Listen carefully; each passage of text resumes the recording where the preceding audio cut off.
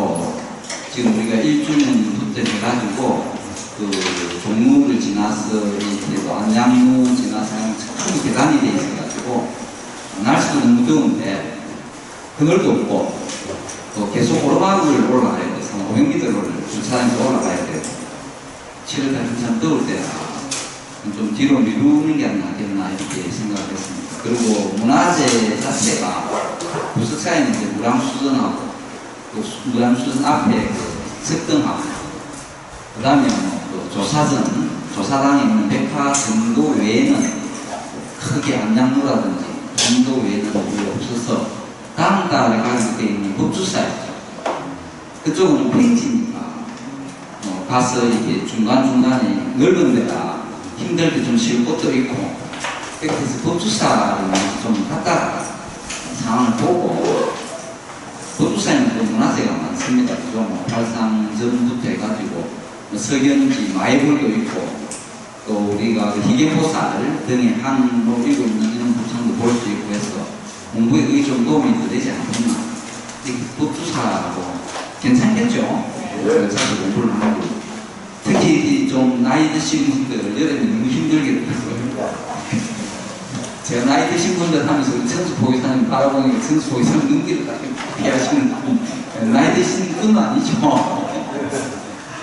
그래서 오늘 지금 3차례 배치 구조화 증가는 오늘 이제 불보살전, 지난 시간에 우리가 불전까지 해서 부처님 모신 증가까지 했기 때문에 복습은, 처음부터 보는 복습은 오늘까지만 합니다. 다음부터는 석조 조형물로 들어가기 때문에 계속해서 복습은 할 수가 없겠죠. 증도 때문에.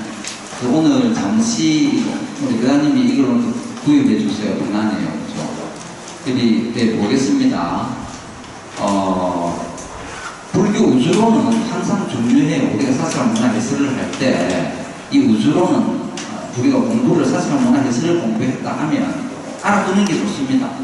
늘 이야기했다시피 이 허공에 있는 공륜이 있어서 그 공륜에 바람이 일어서 풍륜이 있고, 이 풍륜이죠.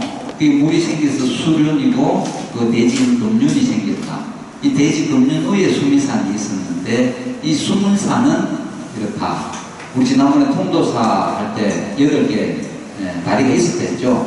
그게 이게 수미산, 우리가 사는 이곳이 이 맨 가에 있는 산이 철이산입니다. 우리 철이지옥, 철이유암, 지옥은 철이산이고, 이 철이산과 지변산 사이에 있는 이것을 외해라고 합니다. 외해.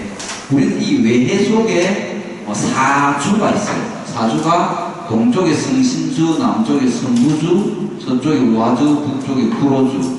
이걸 한 세계다. 그죠? 사주를 한 세계를 해서 이 한 세계가 1000개가 모이면 소천세계, 소천세계가 1000개가 모이면 중천세계, 중천세계가 1000개가 모여서 상천세계다. 그래서 우리가 상천, 대천 세계가 이렇게 강한 우주를 나타내는 것이다. 우리가 사는 곳은 이거의 남섬 부주다. 이렇게 이야기를 했습니다. 그리고 여기서부터 이 지변산이죠. 지변산부터 상이산, 마이산, 이게 성견산, 그죠? 그 다음에 이제 천목산, 지축산, 지상산, 수미산, 이 사이사이의 바다를 내해라고 합니다. 내해. 이 바깥은 소금으로 둘러싸여 있어서 우리가 있는 것을 함해, 외해라 하고, 이 산을, 이 바다를 내해라고 합니다. 수미산이 있는 바다는 수미해고, 이게 지상산이 있는 데는 지상해고, 지축산이 있는 이 바다는 지축해고, 산과 바다 이름 같습니다. 예, 그렇게 보시면 됩니다. 그리고 수미산 중턱이 사천왕천이고, 꼭대기가 도리천, 그죠? 33천이 있는 도리천이고, 그 위로 이제 6개의 야마천, 도솔천, 발화천, 타화사세천, 3개의 18천과 무색개의 4천에서 28천이 있다. 이렇게 했습니다. 그죠? 그 다음에 이제 가람의 배치는 우리가 1탑 1금당, 쌍탑 1탑 3금당, 3탑 3금당. 그래서 익산의 미륵사지 같은 경우는 3탑 3금당이다 했고, 이게 지금 탑 하나에 금당이 하나고 뒤에 강당이 있고, 이것이 중문이다. 이게 전형적인 바람의 배치 양식이다. 이렇게 보시면 됩니다. 이제 이 관련된 수업은 오늘 더 이상은 이제 안 할 거니까 한번 우리가 공부를 여러 번 했습니다. 그죠? 좀 해주시면 되고, 이거는 황룡사의 사람 배치였습니다. 그죠? 이게 중문이 있고, 이쪽에 종루와 빅루가 있고, 이게 부천 목탑이 있고, 금당인데, 양쪽에 금당이 뒤에 부대에 더 생겨서 일종의 1탑3 금당이 형태되었다. 뒤에 이것이 강당이다. 네, 이렇게 진행이 됩니다. 그리고 이거는 가문사지 상탑식, 동탑, 서탑, 금당, 암당. 거의 모든 게 이런 바람에 배출되었다. 그죠? 그걸 지나오면, 처음에 우리가 지나오면, 이건 세심교라고 했죠, 세심교. 각각의 다리 이름은 극락교, 반야교, 해탈교, 사찰마다 다리 이름이 있지만, 이것은 우리가 이 속세에 있는 번뇌를 다 씻어버리고 들어간다 해서 세심교. 그리고 여기에 어느 다리에 물을 좋아하는 용의 아들, 그죠? 용. 누구죠? 공화, 공보. 예, 물을 따라 들어오는 악령, 악기, 나쁜 생각, 탐진치 이런 것을 막아주는 그런 역할을 한다라고 했습니다. 이거는 서남사에 입고 있는 성승교 마찬가지입니다. 흥국사의 홍교, 바스코, 종강사, 삼천교. 그 다음에 이제 당간지주가 나옵니다. 당간지주에 이것을 강공, 그죠? 이때를 꽂는 거죠. 당이라는 것은 이게 당입니다.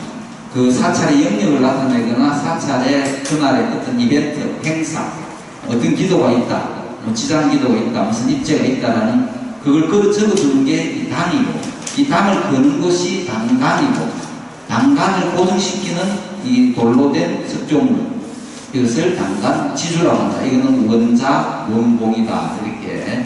그래서 당간지주를 건너가면 이런 여러 가지 당간들이 있었고, 이제 일주문을 들어옵니다. 일주문 수미산 입구에 와서 오는데, 이 일주라고 하는 것은 한 마음이다. 그죠? 일주문을 경계선으로 해서 일주문 안은 부처님 세계, 정토가 되고, 이 바깥을 사바세계, 우리가 있는 곳이다. 이렇게 법무사 같은 경우에는 일주 삼카는 법화경에 놓는 해삼길에 그것을 따랐다. 그죠? 정문님과 보살이 다 불보살로 향한다는 일주문. 일주문의 유래는 도련화에서 왔고, 지붕이 없는 폐방과 지붕이 있는 폐루, 이런 식으로 일주문을 봤습니다. 그죠? 자, 이렇게 홍살문, 이건 소설 산문이라 하고, 그 다음에 이런 일주문이 있었고, 이거를 뭐라고 그랬죠? 근본주초다, 막돌초서. 그랭이 공법이다 했죠. 그랭이 공법. 이렇게 이야기를 했습니다. 석구랑, 그 다음에 두 번째 문이 금강문이다. 금강역사. 금강역사는 공격을 하는 자세가 아금강, 입을 벌리고 있다. 그 다음에 수비하는 자세가 그죠? 훈금강. 아금강은 나라의 건강이고, 훈금강은 밀접 건강이다. 건강절을 들고 있다. 아는 시작이고, 훔은 마무리다. 아와 훔이 합해서 옴이 된 겁니다. 옴만이 발명할 때 옴. 그래서 이 옴이라고 하는 것은 완성을 의미한다. 시작과 끝, 생성과 소멸. 이 건강 역사, 건강문을 소개를 할 때는 반드시 그런 이야기를 좀 해줘야 됩니다. 그 다음에 이 건강한 역사, 이게 이를 다물고 있고 이러면은 이제, 훈건강인데, 여기에 자자를 타고 있으면 문수동자, 그죠? 그 다음에, 이렇게 도끼를 타고 있으면 보현동자다. 이렇게 이야기를 했습니다. 그 다음에 이제 세 번째 문이 천왕문이다. 이 천왕문이 이제 사실은 사천왕천이죠. 사천왕천의 욕계의 하늘 세계의 첫 번째 천이 사천왕천입니다. 이 천왕문은 일주문을 통과할 때 우리가 가졌던 마음, 일심이라는 마음이 세월이 흐르면서 산을 오르면서 수행을 하면서 흐트러지거나 내 마음속에 안팎으로 어떤 유혹이 들어오거나 내 스스로의 어떤 나태함이 생길 때 그것을 격려해주고 두드러줘서 내 마음속에 일어나는 이 악한 마음을 사라지게 해주는 역할을 하는 게 천왕문입니다. 천왕문. 사천왕이 동남서북에 해서 이렇게 천왕문들이 있고 지국천왕, 이 지국천왕 남쪽에 정장천왕. 부처님의 지혜를 키우고 늘린다. 그래서 번뇌를 무찌른다. 그래서 칼을 딜루전이죠. 딜루전 망상. 그때 망상을 없애는 칼이 있었고 서쪽에 강목천왕은 용과 만이주, 여의주를 들고 있는데 악한 마음, 이 마음속에 생긴 악한 마음, 악한 업을 하는 사람은 용으로서 교화를 시키고 선한 일을 하는 사람은 여주로서 보상을 해주는 그런 역할. 북쪽에 가면 천왕은 탑과 삼지창을 들고 있는데 이 탑은 비르바나 열반에 이르는 길이니까 많이 들어서 깨달음이 이런 것이죠. 여기에 사리를 모시는 탑소에는 사리를 모시기 때문에 열반을 뜻하고 이 삼지창은 악한 마음을 같이 마지막까지 없애주는 그런 역할을 한다고 했습니다. 이렇게 동남서북의 태마에도 이렇게 지국천왕과 정장천왕, 방목천왕 이게 탑 보이죠?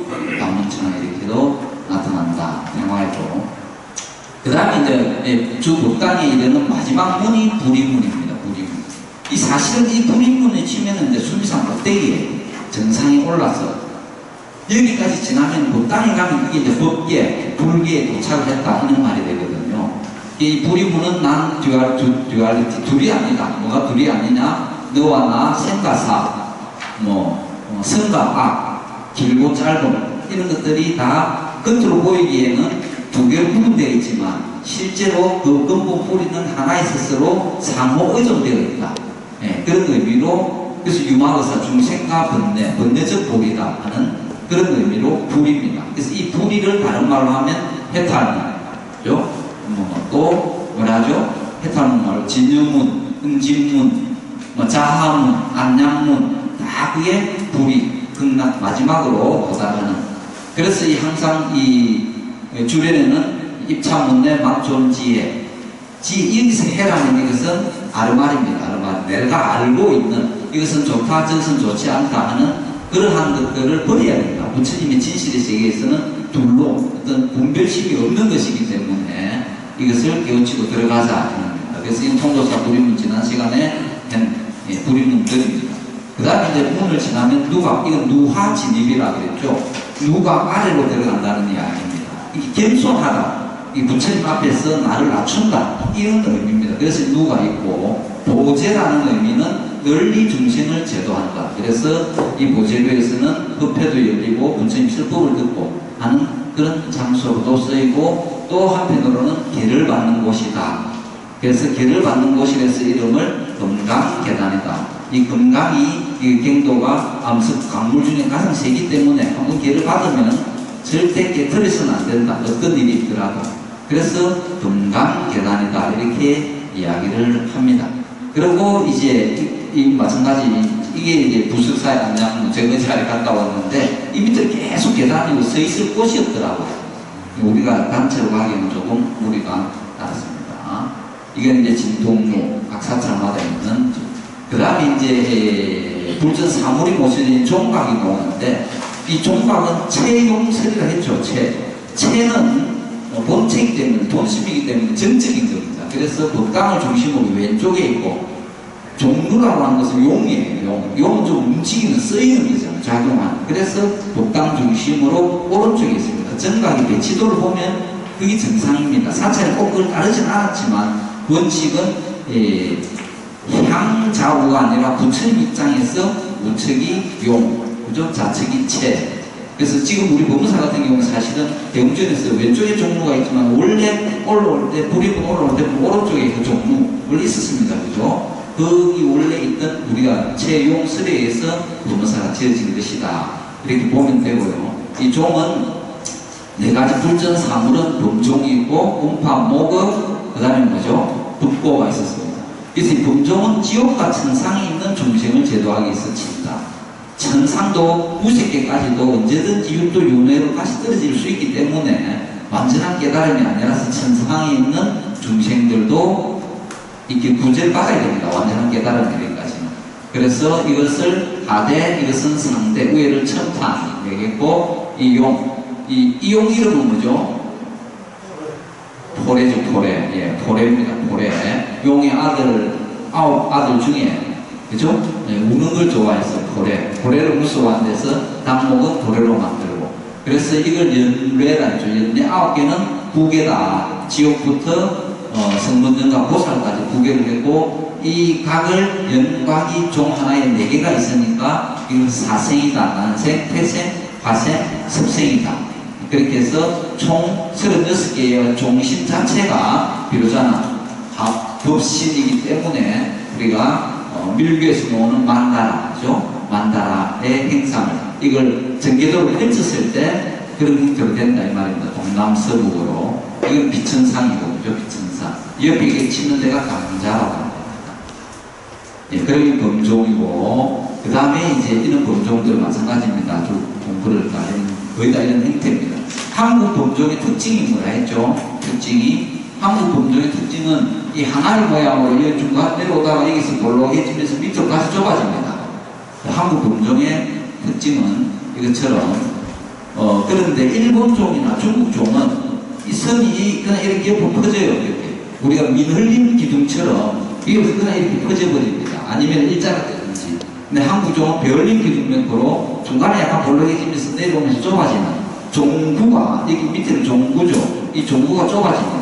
그리고 위에 음통, 용통, 그죠? 이 소리를 내는 음통이 있는 게 한국종의 특징이다. 이렇게 이야기를 했었습니다. 그 다음에 이제 북고는 네발 달린 진성, 축생을 위해서 칠대를 마음심자로 치고, 이 암소와 죽은 자연산 암소와 수소의 가죽으로서 만들어서 음양의 조화를 나타내는 거예요. 범종은 아침에 28번, 저녁에 33번 이렇게 친다. 이렇게 주겠습니다. 목은 물에 사는 중생과 또 뭘 나타내는 데 있죠. 근면, 부지런함, 게으름을 경책하는 그런 역할을 한다고 했습니다. 운판, 거공에 있는 중생, 날아다니는 중생 또는 부천을 맴돌고 있는 영혼들을 제도하기 위해서 친다. 그리고 이기에 이 전체 모양이 구름 모양인데 이 구름은 가린다는 뜻이 있어서 여기에 해와 달을 이렇게 나타내주고 있다. 이렇게. 이게 법종무였습니다. 그죠? 당목이었고. 그 다음에 이제 불전도 초기 불교에서는 부처님 불상을 그림으로나 불상으로 나타내지 않았다. 500년 동안. 그것을 무불상 시대라 했다. 그때는 법륜, 영꽃, 불종적, 그죠? 이런 것으로 대신했다. 탑. 그때는 탑이 숭배의 대상이었다. 부처님의 사리가 모셔졌기 때문에. 탑은 다음 시간부터도 탑을 할 거니까 좀 더 이렇게 보기로 하겠습니다. 불전도. 그 다음에 불상은 간다라 불상과 마투라 불상으로. 간다라는 이제 서구 헬레니즘 영향을 좀 받아서 수용도 있고, 마투라는 인도의 전형적인 그런 토속적인 상을 나타냈다는 겁니다. 그래, 불상에 이거죠. 목에 삼도가 있고, 여기에 중앙계주, 육계주, 중앙계주가 있고, 위에 정상계주, 이게 나발, 머리 모양은 나발 모양이다. 이렇게 했고, 이게 눈썹과 눈썹 사이에 이걸 백포라, 목에 호흡고 삼도를 나타내고, 이 안에 가사, 장상, 안타라고 하겠죠. 이 음색이, 겨드랑이를 이렇게 가려준다. 음액이라고 했습니다. 그죠? 그 다음에 이걸 뭐죠? 가부자, 방가부자, 결가부자, 수인, 손의 모양, 밑에는 좌대와, 이거는 강배의 하얀 문이 있고, 두광이고, 전체에 나타내는 것은 신광, 몸을 나타내는 신광이다. 이 전체 합해서 광배다. 이렇게 광배부와 대자부 이렇게 나눠집니다. 여기 있는 것들을 안상, 위로 보면 악년, 복년 이렇게 불상에 대해서도 이야기를 했고, 32상, 80종호도 다 그때 한번 쭉 봤으니까 32상, 80종호는 인도 시대 때부터 그렇게 나온 것이 아니라, 그죠? 32상, 80종호는 500년 후에 부처님을 그림으로 그리거나 불상으로 나타내려 할 때 일반인과 다른 특이한 형태를 만들기 위해서 이렇게 나타낸 것이다. 그리고 이제 앉는 자세들, 그죠? 유의자, 방가사유상, 의자에 앉아서 의자, 교각자. 지난 시간에 다 했었습니다. 윤왕자. 이거는 옷, 가사, 장상. 수인은 5대 수인, 천지, 선정인, 그죠? 이렇게 또, 설법인, 전법륜인은 지난번 설법인 했죠. 그죠? 음지와 금지는, 어떻게, 법신, 중지는 모신. 이걸 약지를 했죠. 약지는 화신이다. 이렇게 전법륜인을 나타냈고, 시무인. 이 같은 경우는 이제 우리가 법주사를 가면 이 법주사들이 볼 겁니다. 중지를 하고 있는, 중지, 보신 쪽을 나타내는 부처님입니다. 그리고 시무의 요원인 같은 경우는 한 부처님한테 특정된 것이 아니라 여러 부처님이 공통으로 다 취할 수 있는 수인이라 통인이다 이렇게 말씀을 드렸습니다. 직원이 이거는 이제 비로소 부처님만의 수인이죠. 왼쪽은 뭐죠? 왼쪽은 사바세계, 그러니까 우리 중생, 오른쪽 부처. 그래서 중생과 부처는 둘이 아니다. 번뇌적 우리가 그렇게처럼 그 부처님은 우리 중생을 보호한다. 그래서 직원입니다. 이게 법신이죠. 비로소 부처님 우리가 닮아받이라잖아요. 법신이다 이렇게 하죠. 노산화불은 보신이다 이렇게 하죠. 중생 구제를 위한 원을 씌웠다. 석가모니 부처님은 우리 중생들을 구제하기 위해서 우리 몸으로 놔두어서 오셨다 해서 화신이다 이렇게 하죠. 천백의 화신. 아까 했던 걸 좀 더 자세하게 보면 이게 그대로 전법륜행입니다. 그죠? 수인이 정확하게. 이렇게 이제 우리가 공부를 하고 순례를 하면 그 수인들 다 눈에 보입니다. 볼 수 있게. 그 다음에 이거는 이제 아미타 부처님은 구품민입니다. 구품민. 상품. 상품 상생, 상품 중생. 수인도 아시죠, 이제?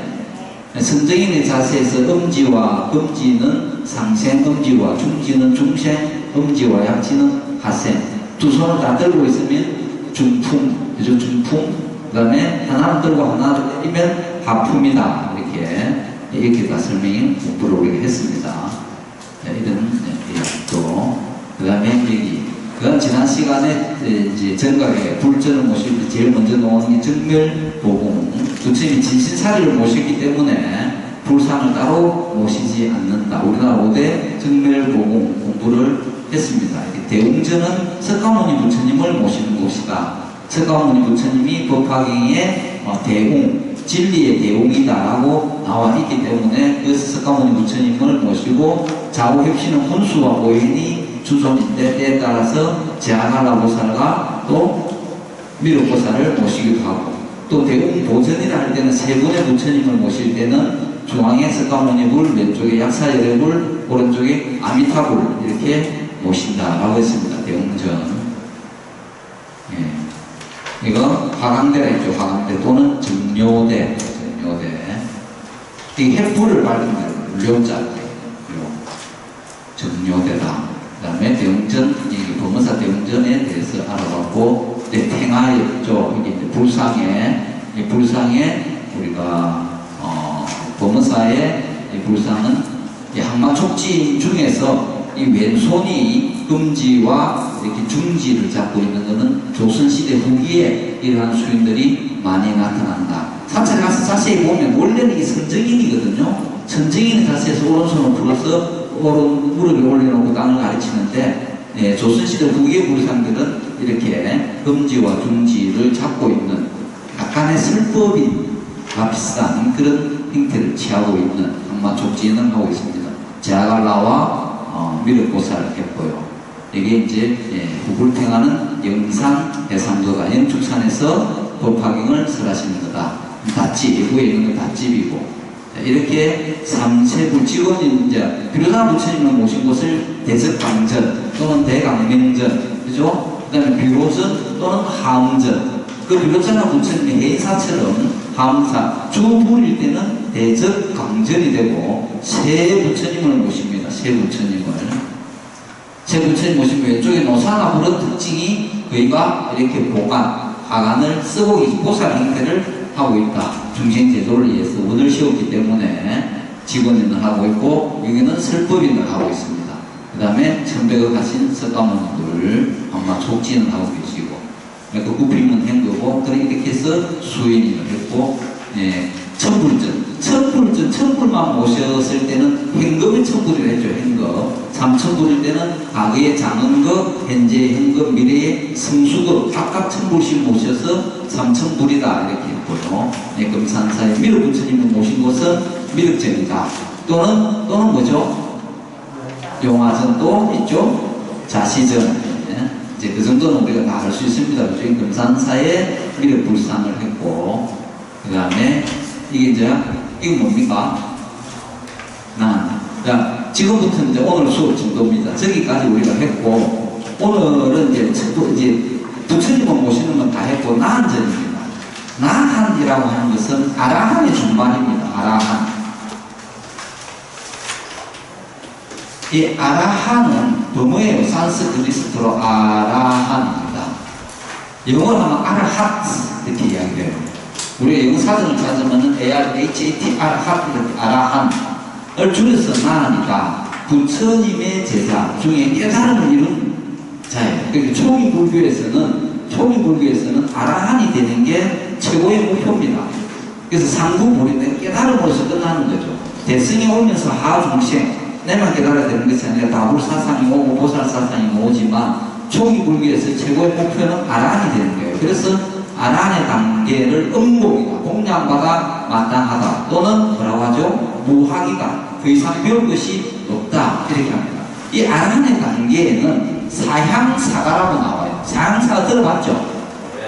사향사가 이게 맨 처음이 뭡니까? 맨 처음이 맨 첫 단계가 뭐죠? 수다원이죠. 수다원을 향해 가는 것이 수다원 향입니다. 수다원을 성취를 하면 결과를 얻었다 봐죠. 그러면 수다원가가 돼요. 그 다음에 뭡니까? 사다함이죠. 사다함 향이 되고 향해 간다. 이게 수다원가를 얻고 난 다음 단계가 사다함 향입니다. 이 수다원이라고 하는 것은 성인의 흐름에 들었다는 거예요. 그래서 예류다, 임류다 이런 말이에요. 우리 건강경에 구분에 그 나오죠. 수다원은 맹이 임류다, 임류가 흐름에 들었다 이 말 아닙니까? 그죠? 흐름에 들었다. 그래서 예류가다 이렇게 그럽니다. 예류. 그 다음 단계가 사다함입니다. 성인의 흐름에 들었다는 사성제를 뜻을 이제 알고 들어간다는 이야기입니다. 사다함을 향해 가는 것을 사다함이라고 합니다. 사다함.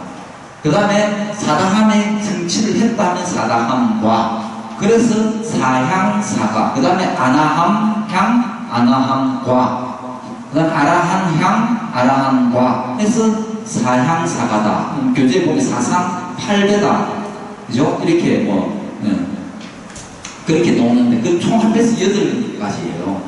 그래서 마지막이 아라한과를 얻은 게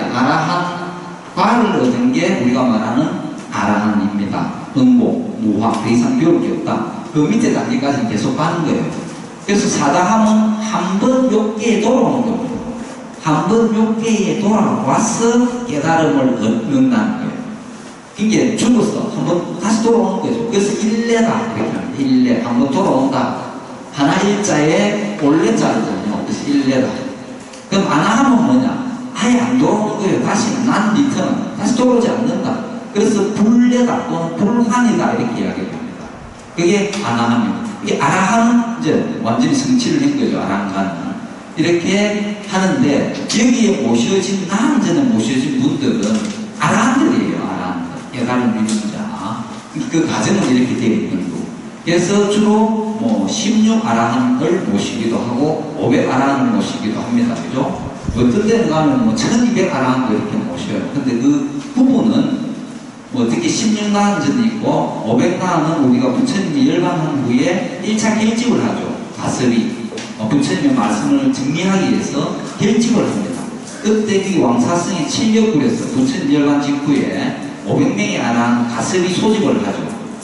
그 중에 이제 아나니, 왜 지난번에 우리 어느 절입니까? 송광사 갔을 때 아나니 절벽에 서서 다리 한쪽 들고 이렇게 있는 거 교종 정진을 했죠. 아나니 많이 들었지만 결집을 할 때 아라한가를 정득을 못했기 때문에 그 500명의 소집에 참여를 못해요.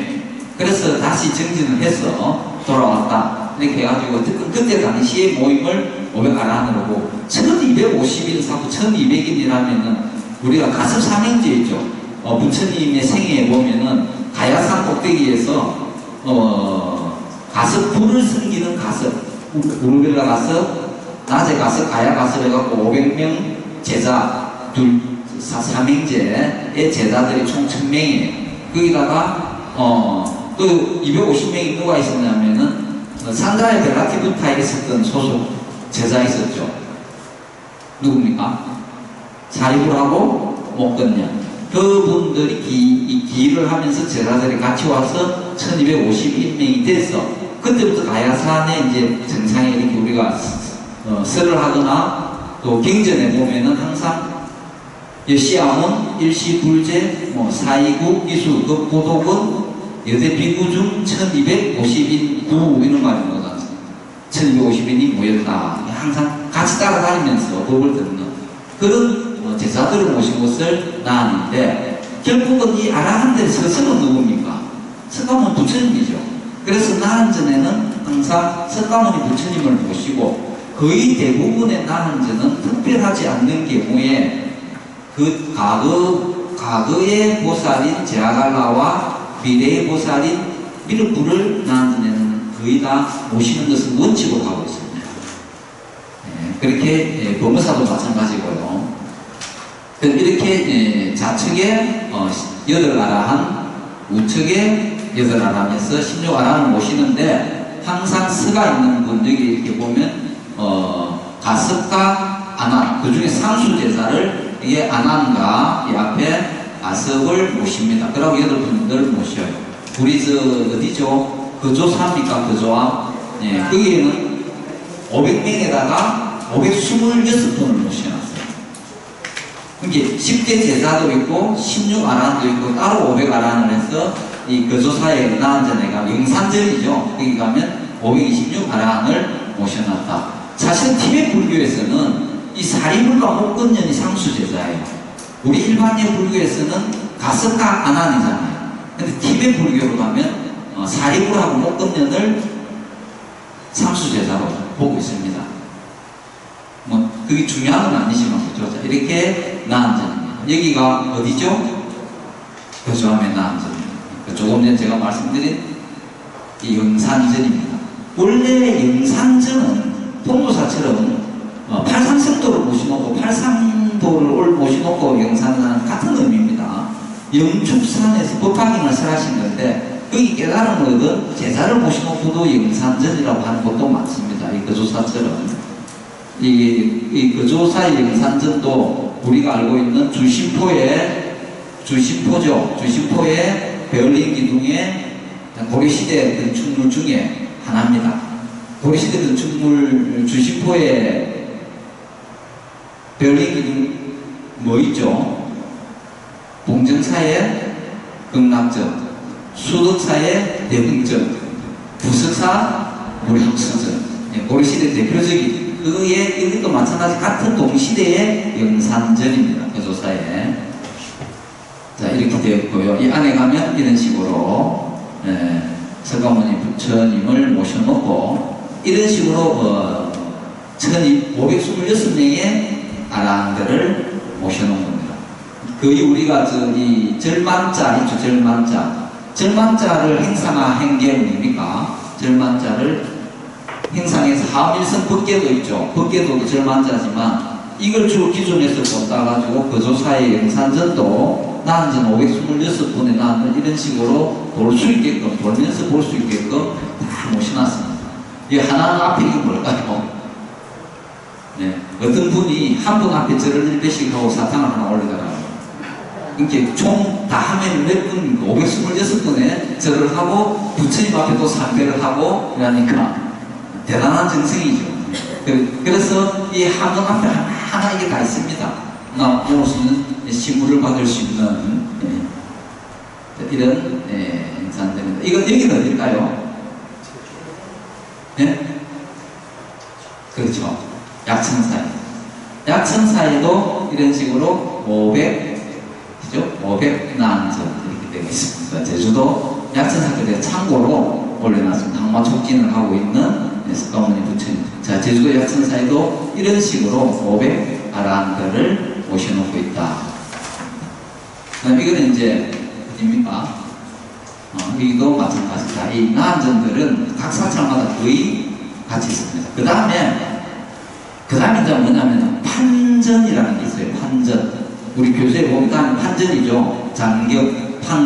대장경을 대장경판을 모신 곳을 판전이라고 하잖아요. 우리나라에서 판전하면 제일 유명한 곳이 어디입니까? 팔만 대장경이 해인사죠. 이 해인사의 이 판전은 해인사가 1695년부터 176년 동안에 1871년까지 총 7번의 대화재가 났거든요. 그 대화재가 났는데 판전은 손실이 한 번도 없었어요. 그게 모든 것입니다. 원래 해인사가 802년에 나중에 다음 시간 해인사를 할 건데 802년에 지어졌지만 계속 오면서 1695년부터 그렇게 화재가 났는데 이 600년 만이죠. 600년 만인가 지금 개봉하죠. 국민들에게 개봉하는 것은 이 판전을 짓고 판가를 모시고 600년 만에 개봉을 하고 있는데 저도 한번 보려고 신청을 했더니 가만서 가더라고. 대기자가 너무 많아가지고 그럼 볼 거라고. 한번 가서 보면 좋습니다. 어쨌든 이 대장경을 모신 곳인데 이 해인사의 8만 대장경전은 이게 1300 우리가 말하는 저 태조 이승계에 있을 때 있죠. 태조인 1398년에 처음에 이 해인사 대장경을 어디서 만들었죠? 남해에서 만들었어요. 남해 군사에서 판각을 해서 고려 봉고 침입에 막기 위해 어디로 갔습니까? 강화도로 옮겨놨다가 서울의 지천사로 갔다가 서울의 지천사에서 1398년에 해인사로 왔어요. 그때부터 해인사가 법부 종찰이 된 겁니다. 법부 종찰이. 그런데 이 판전은 언제 됐느냐? 세조 3년인 1458년부터 판전이 돼서 1488년에 늘어나갑니다. 그래서 이것을 그때 당시 이름을 모안당이라고 했습니다. 첫 번째, 이게 모안당이라고 했죠. 그때 당시 판전의 이름을 모안당이다 이렇게 했습니다. 이 판전 자체가 세계 유네스코의 세계 문화재죠. 네, 세계의 문화재 등록이 되어 있고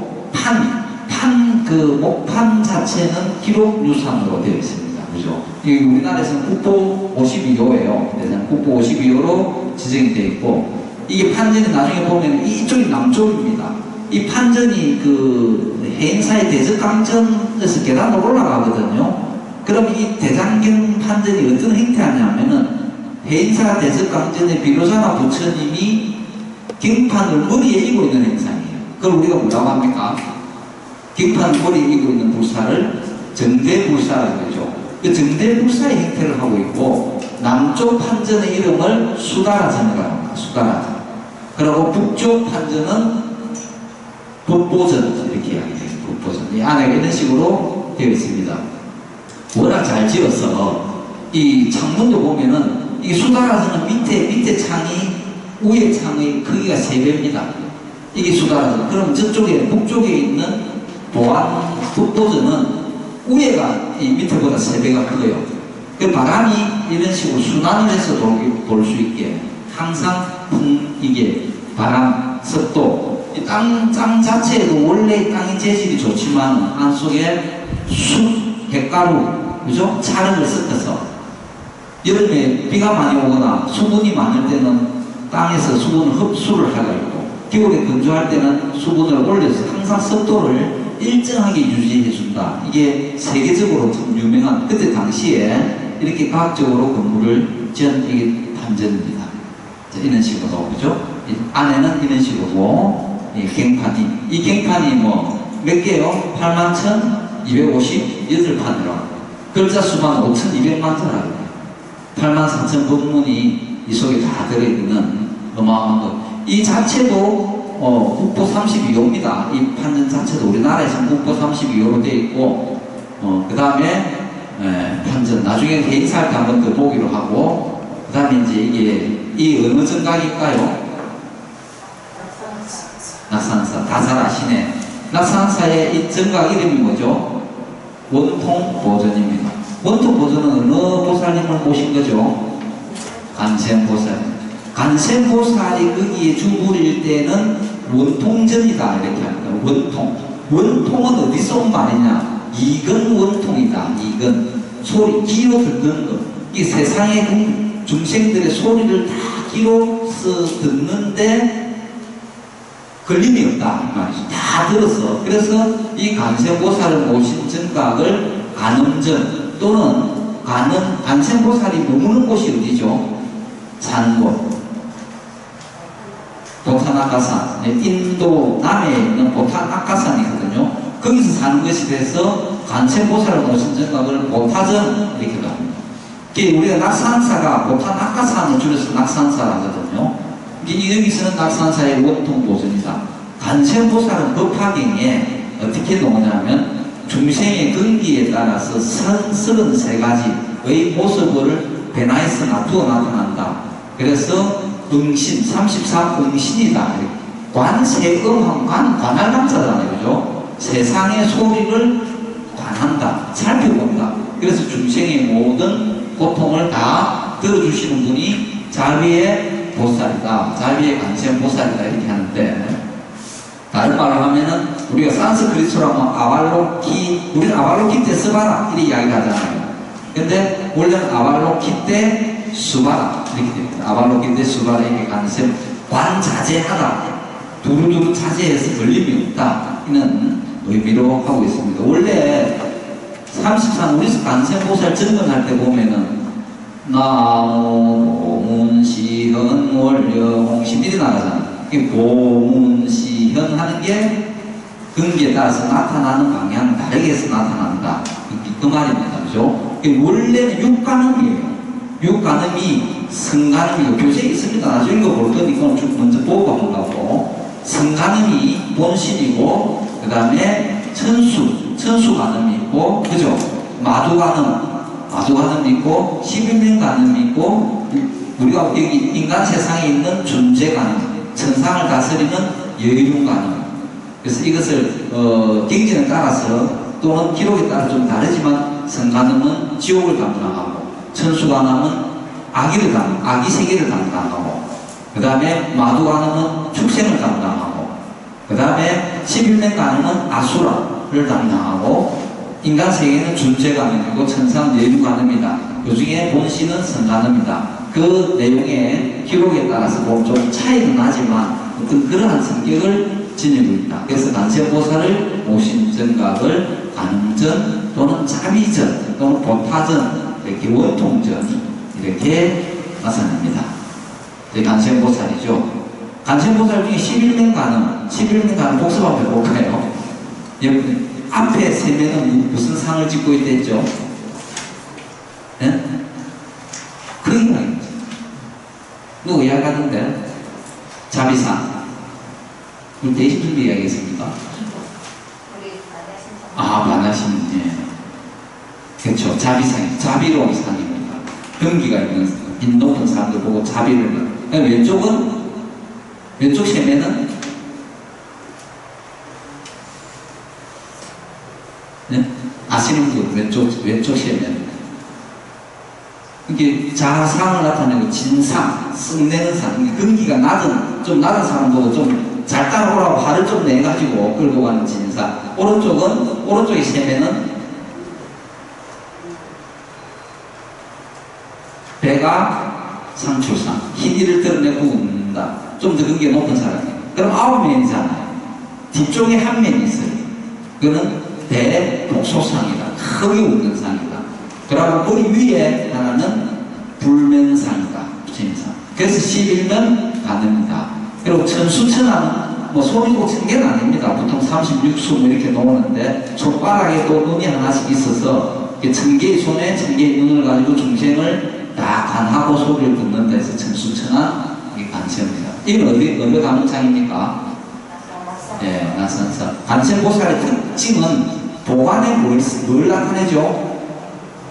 화불이 있죠. 아미타 부처님입니다. 아미타 부처님과 항상 같이 나타납니다. 그래서 아미타 부처님의 자협시로서 또 워낙 우리나라에서는 관음사상이 뛰어나기 때문에 관음보살만 따로 모셔서 관음전이다 이렇게 합니다. 그리고 감노수병, 정병을 들고 있다. 관음보살의 자체에 누가 나타납니까? 협시로. 관음보살만 모시는 관음전에는 예? 남순동자. 그 다음에 우측은 해상용왕이다. 관세음보살이 물속에 비친 달의 모습을 응시하고 있다 해서 수월관음이다. 이렇게 해요. 원래 고리시대 불안다 수월관음인데 그 물속에 있는 달을 비추지만 흰 옷을 입고 있으면 백이관음이고 손에 벗어난 가지를 가지고 있으면 양유관음이다. 이렇게 이야기를 합니다. 관세음보살은. 근데 우리가 heb시를 주로 남순동자 하는데, 남순동자 이름이 아닙니다. 남쪽으로 순례하는 그 행위를 말해서 남순이라 하지, 원래 이름은 선제동자 이렇게 하는 게 맞습니다. 자, heb시. 이 선제동자가 53선지식을 찾아서 남쪽의 바다로 가서 간센보살을 만난다. 남쪽을 순례하다가 만났다. 그래서 남순이라고 합니다. 그 행위를 말하는 거지 이름은 아니라는 겁니다. 이게 간센보살. 자, 이게 낙산사에는 이렇게 보타전이다 이렇게도 모셔놓습니다. 보타전. 낙산사에 있는 이 가는보살은 11년 가는, 여기 11년 천수천안 모든 가는보살상들을 다 이렇게 낙산사에는 모셔놨습니다. 보타전에. 우리가 옆에도 또 있는데 사진이 안 찍겠지만 육 가능들을 다 모셔놓고 있다. 이게 어딥니까? 홍련암이죠. 예, 우리가 우리나라의 가능 3대죠. 4대 하나는 저 북쪽이니까 이렇게 동쪽에 홍련암, 남쪽에 보리암, 서쪽에는 어디죠? 서쪽에는 법문사죠. 강화도 법문사. 홍련암에 있는 가능보살상. 이건 누구 어디 있을까요? 가능보살? 강화도. 가보셨네요, 그죠? 이 법문사에 올라가면 그 바위에 이렇게 새겨져가 있는 안세보살입니다. 예, 이렇게 이제 가늠전인지 아시겠죠? 다 아시는 거니까 또 넘어갈게요. 그 다음에 이제 유명한 보살이 지장보살입니다. 지장보살이다. 지장. 맹부세계, 지옥의 맹부의 세계입니다. 지장보살을 대원본존이다 해가지고, 대원본존. 문수는 대지, 문수, 큰 지혜. 대행은 대행보형, 그죠? 대자비는 간세형 하는데, 지장은 대원본존이라는 걸 왜 대원이냐? 머리에 띠둘렀죠. 결심을 할 때 띠둘렀잖아요, 우리가. 이렇게 지장보살은 지옥에 있는 모든 중생이 다 문제가 되어서 지옥이 뚫릴 때까지는 내가 결코 승부하지 않겠다라는 그레이트 바우, 큰 원을 씌웠다 해서 대원입니다. 대원의 본존이다. 원래 지장보살은 이제 지장삼부경이라고 있어요. 우리가 정토삼부경, 경전이죠. 아미타의 정토삼부경은 경전이 뭡니까? 아미타경, 무량수경, 관무량수경, 그렇죠? 지장에도 삼부경이 있습니다. 지장 10년경이라고 있어요. 그 다음에 우리가 잘 아는 지장보살 보능경, 그 다음에 점찰, 선악, 읍보경이라고 있습니다. 점을 쳐서 선과 악을, 그 읍보를 보는, 그게 지장의 삼부경입니다. 교재죠. 거기에 나오는 그 경전에 놓은 거에 의하면 지장은 어느 바람문의 딸이에요. 딸인데 어머니가 죽었는데, 어머니가 죽으면서 이렇게 전생이 지은 지역으로 우리 목련존자처럼 지옥에 떨어져 있는데, 이 바람문의 딸이 부모님이 남겨준 재산을 전부 다 팔았어. 어머니를 구제하기 위해서 찾아갑니다. 찾아가는데 안내해준 분이 무독기왕이에요. 무독이라고 하는 것은 독이 없다는 뜻이거든요. 이게 악함이 없다. 이게 우리에 있는 탐진치를 다 없애준다 해서 무독기왕입니다.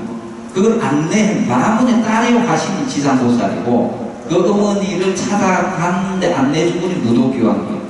그 다음에 그 경전은 이게 영음스라 한옥이라는 데도 나오고 지장 10년경에 나오는데, 그 도면존자, 중국 개원사의 도면존자가 잘못된 다른 도면을 데리고 와야 되는데 지옥에 끌려갔다가 나중에 다시 살아나와서 돌아와서 그 원도면이 불려오고, 그 기간 동안에 지옥의 지장보살이 하는 행을 본 거예요. 그걸 보고 도상화한 게 지금의 지장보살 모습입니다. 그리고 지장보살 머리가 파랗게 하는 것은 부처님이 30 이상 80종 중에 머리가 파랗다는 이야기가 나오는 것을 부처화해서 그림을 그릴 때 이렇게 했고, 손에는 뭘 들고 있죠? 육한장을 들고 있죠. 육한장을 들고 있는데, 육한장의 6개의 고리는 육도중생을 구제합니다. 그리고 육한장을 다닐 때, 밤에 다닐 때 이렇게 벌레를 쫓는 거, 이 벌레가 소리를 듣고 오지 않도록 하는 그런 역할도 하고 지팡이 역할도 합니다. 그 다음에 이 기록에 의하면 백중날 7월 15일날 지옥의 문이 열리는데 그때 문을 여는 열쇠로도 쓰인다라는 겁니다. 손에 들고 있는 보주 있죠, 보주, 마니주, 그 명주라 그러는데 이것은 지옥 시기를 밝혀주는 그런 그런 개인이라 하죠, 개인. 그런 지장보살을 들고 있는 거예요. 법무사 지장보살입니다. 지장보살, 지장전에 이 주례는 주로 지장보살 원원경에 나오는 우리 지장보살 전근 맨 마지막에 탐백, 그죠? 지장대선 위신역 강화사도 설란진 개문 천내 일년간 이인천 무량사 하는 그 전근에 놓은 걸 주로 씁니다. 자, 여기 집에서 지장보살이에요. 무도, 이게 도명존자입니다. 선임복을 입고 있는 분이 도명존자. 그러고 이렇게 왕을 쓰고 있는 분이 무독기왕입니다. 그리고 좌측으로 1, 3, 5, 7, 9왕을 두고 있고 우측으로 2, 4, 6, 8, 시왕을 두고 있습니다. 그래서 우리 용동포기 사람 안 잊어버리고 잘 있죠? 네? 네. 1대 누구죠? 1대 지옥이 어느 지옥이죠? 어? 지옥 제1지옥 도산지옥, 그쵸? 도산지옥, 오른쪽에 하탕지옥, 한빙지옥, 금수지옥 이렇게 나갑니다. 그 다음에 발설지옥, 그죠? 맞습니까? 독사지옥, 거해지옥, 철산지옥, 풍도지옥, 흑암지옥 이런 식으로 1, 3, 5, 7, 9, 2, 4, 6, 8, 10. 그래서 7번째 왕까지 49일 동안 해서 사람의 운명을, 영혼의 운명을 결정을 하고 8번째 왕은 100일째 되는 날, 9번째 왕은 1년째 되는 날, 소상이라죠. 소상, 1년상. 10번째 왕은 3년째 되는 날, 이게 대상. 그래서 이 사상 초기 불교 부처님의 가르침은 좀 떨어져서 중국으로 갔다 오면서 중국의 사상하고 좀 도교 사상, 계기불교죠. 그렇게 해서 전해온 것이다. 이렇게 보면 됩니다. 지장전. 자, 여기에 그 중에 여기 이렇게 이게 몇 번째 왕입니까? 여기 1, 3, 5 염라대왕이에요. 시왕 중에 최고의 제일 대단입니다. 염라대왕이. 우리가 염부제라죠. 남선부주를 염부라죠. 염부, 그죠? 이 염라대왕의 위에 있는 이것을 책을 대한불교 쪽에 속은 건강경이라 하고 천태종에 가면 법화경이다 이렇게 이야기합니다. 중요한 것은 부처님의 말씀이 기록된 경전이다. 이게 중요하겠죠. 그래서 여기에 1, 3, 5, 7, 9왕이 있고 여기 이게 좀 이 무상한 모습 있죠. 무상한 모습. 이 건강 역사입니다. 지키는 입구를 지켜주는. 그 다음에 이 밑에 보면은 이제 뭐 이렇게 호를 들고 있죠. 중간중간에 동자, 판간, 녹사, 사자, 지옥에 있는 그 명부들을 이 사이사이에 다 배치를 하고 있습니다. 그죠? 볼 수 있는 동자 있죠. 네, 그렇게 지장전 또는 지장전은 다른 말로 명부전이다. 지금 명부의 세계이기 때문에 명부전이다. 또 10분의 왕을 모시고 있기 때문에 시왕전이다. 이렇게도 나타냅니다. 그죠? 다 이렇게 거의가 비슷합니다. 네, 여기는 해인사 명부전이에요. 해인사 명부전. 왕들 좀 크게 그려놨죠. 해인사에 있는 명부전. 이렇게 항상 염라대왕은 책을 머리에 어디 가도 이고 있다. 정대불사를 하고 있다. 그죠? 자, 이 입구에 이런 식으로 두 분 양쪽 입구에서 지키는 역사. 주로 보면은 이 상체는 벗은 몸인데 여기는 이제 좀 옷을 입혀놓은 그런 형태입니다.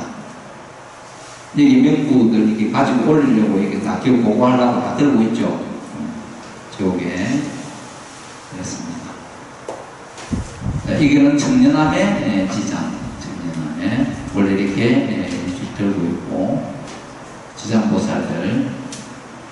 자, 이건 또 무슨 이 한문이 무슨 정각입니까? 자, 우리가 이제 가늠했고 나안했고 가늠했고 지장했다. 그죠? 이거는 문수입니다. 문수. 여기 어딜까요? 문수전. 어디에? 칠구랑. 여기는 오대산 상원사의 문수전. 이렇게 문수도 이렇게 따로 모셔놓는다. 문수 동자는 원래 청량산이라 그래요. 문수주 푸른색이죠. 사사도 푸른색. 이게 문수가 청량하다. 지혜가 청량산이라는데 경전에 의하면은, 인도에 의하면 동북에 청량산이 있다라고 되어 있어요. 그래서 인도에서 동북이라는 것은 중국을 이야기합니다. 중국에 가면 오정산이라고 나와 있는 게, 이게 대각, 이 봉우리가 5개 있는, 그게 지금 말하는 오대산입니다. 그 중국의 오대산이 문수동자가 그곳에 있는 곳이다. 우리나라 상원사도 오대산이죠. 세조가 단종의 어머니 현덕왕입니까? 현덕왕과 꿈속에서 자기 몸에 침을 뱉는 걸 꿈을 꾸고는 그 다음날 몸에 피부병이 오르잖아요. 그게 낫지를 안 했어. 오대산에 상원사 가가지고 모욕을 하는데 이 동자가 이렇게 등을 밀어주고 이래. 이 문수동, 세조가 문수를 2번을 만나잖아요. 너무 고마워가지고 이 문수를 그림을 그리려고, 그게 여기 있는 겁니다. 그림을 그리려고 많은 학원을 불러서 내가 본 문수동자 이야기 다 해줬는데 아무도 못 그리는 거예요. 근데 굉장히 이렇게 한 노인이 나타나서 세조가 말도 안 했는데 다 그리는 거예요. 똑같은 거예요. 너무 같았어. 그분이 또 문수보살이에요. 이렇게 세조가 문수를 2번 만난다. 그렇게 오대산은 중대가 있고 동남서대가 있어서 5대입니다. 중대가 문수예요. 문수. 동쪽은 뭐냐? 동쪽에는 간센보살이에요. 간센보살 반대 서쪽에는 대세지보살입니다. 문수보살 일만 사상이 있고, 간센보살 동쪽에 일만 사상, 서쪽에 무슨 보살? 대세지보살 일만 사상. 남쪽은 지장보살 일만 사상이에요. 북쪽은 지장의 반대편은 누구죠? 지장보살의 반대편, 짝지는. 문수의 짝지는 보현머리 사장. 지장의 짝지는 미륵보살이라 했죠. 우리가 등하를 볼 때. 그래서 북쪽은 미륵보살 일만 사상에서 오대산은 오만보살 사상이 있는 곳입니다. 다음에 우리가 월정사나 상원사 공부할 기회가 있으면 보기로 하고, 그래서 그분을 모시는 것이 문수가 돼요. 문수동자는 이런 식으로 머리를 잠해서 이렇게 잘 안 보이지만 수인도 설법인의 수인, 음지와 중지를 하고 있는, 오른손과 왼손이 틀립니다. 이렇게 문수, 동자, 문수는 이렇게 나타나죠. 그죠? 이게. 그 다음에 여기에 파란색, 청량하다 해서 청량산, 이런 식으로 문수, 동자. 이게 지금 상원사의 문수, 동자산. 국보죠, 국보 221호.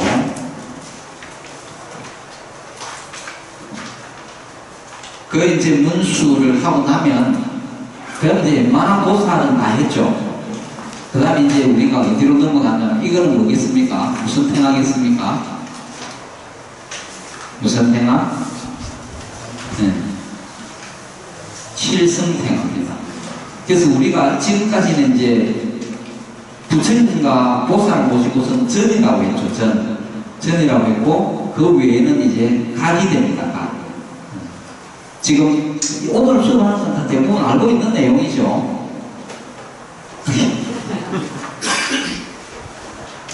고개를 옆으로 흔든다. 우리 쿠포맨님 고개 바로 너무 편하게 옆으로 흔드는 거거든요. 그러면 고개를 옆으로 흔들어서 10분 쉬었다가 지금까지 공부했던 좀 저장을 하고 공백을 10분 동안에 좀 더 만들어서 칠성, 독성, 산신하는 것은 다음 시간에 좀 쉬었다 하겠습니다. 한번 읽어보겠습니다. 네. 이분은 그 시황년에 1357구라는 뜻이 뭐라 했지? 왼자측 자충행 플러스. 원래 이제 인도는 우리가 우요성잡이잖아요. 그게 이제 방향인데, 그럼 인도는 오른쪽이 그 존경하는 표시입니다. 그럼 우경편단, 그래가지고 오른쪽을 나타내는 거예요. 이게 우문합니다. 인도에서는 왼손을 갖고 뭘 하면 그 욕을 하는 거거든요. 잘 아시겠지만, 이 왼손은 인도에서는 뭐 화장실 가서 쓰는 거, 이런 데 쓰는 거지, 오른손을 갖고 그래야지 이렇게 왼손은 안 합니다. 거기 중국으로 인도 불교가 넘어오면서 중국은 자문화예요. 자가 우선순위예요. 우리나라 불교는 중국에서 받아옵니다. 중국에서 받아오는데 중국에서 자문화 보다 보니까 우리나라는 자의정이 우의정보다 높아요. 그래서 항상 자가 우선 1순위가 됩니다. 그죠?